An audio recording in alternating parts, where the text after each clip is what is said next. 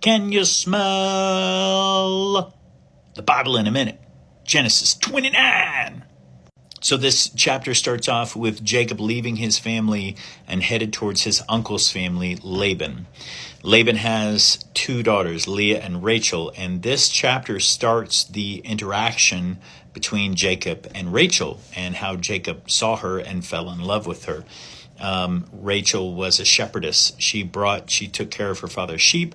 She brought them to a well, but there was no one at the well to roll the stone away so that she could water the sheep. So Jacob, overwhelmed with love for this beautiful woman, rolls the stone away from the well and helps her water her father's sheep. Yeah.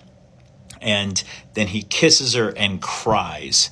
That's honestly, for a first date, it's not starting off too well.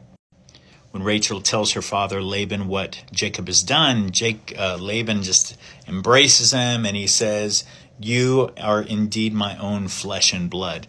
What we'll see in the coming chapters is Laban did not treat Jacob like he was his own flesh and blood. He treated him like he was a servant, and he abused that relationship time and time again, which caused Jacob to do some pretty conniving things as well. So we'll catch that in the coming chapters. Jacob falls in love with Rachel, and so he says, "Hey, what do I got to do to earn her hand in marriage?" Laban says, "I'll tell you what, work for me for 7 years, and at the end of the 7 years, you can have her as your wife." So Jacob does, and the Bible says they seemed like just days to him because he was just so in love with Rachel. Well, Laban, being Laban, on the wedding night, he veils his daughter and gives her to Jacob, and Jacob consummates the wedding. In the morning, I love how the Bible says this, "Behold, Leah." And so Jacob is furious, and he was like, "I didn't work for 7 years for Leah, I worked for Rachel."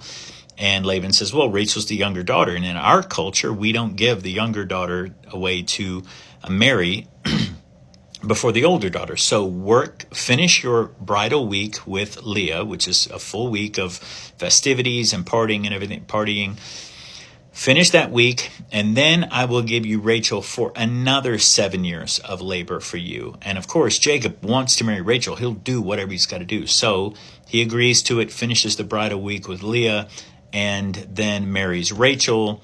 And it sets up this sibling rivalry with a husband at the middle, not a functional marriage to begin with. And it pretty much doesn't get any more functional as you read through the passage.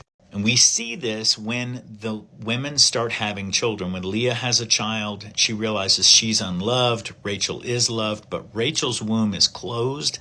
So God opens Leah's womb because she was, quote unquote, unloved. And she conceives, starts bearing Jacob children. So Jacob is, consummating his relationship with both women. But only Leah at this point is having children. And what we'll see in future chapters is how other people come into this totally dysfunctional family dynamic.